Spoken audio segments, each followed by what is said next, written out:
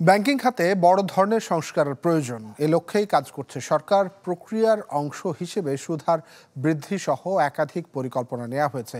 আর এর ফলে ডিসেম্বর নাগাদ সংকট কেটে যাবে বলে মনে করেন প্রধানমন্ত্রীর বেসরকারি খাত বিষয়ক উপদেষ্টা সালমান এফ রহমান।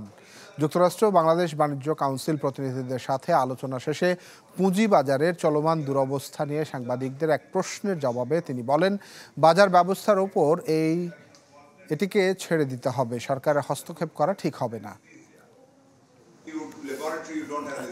ব্যাংকিং খাতে কিন্তু আমাদের অনেক সংস্কার প্রয়োজন, সেটা এখন করা হচ্ছে।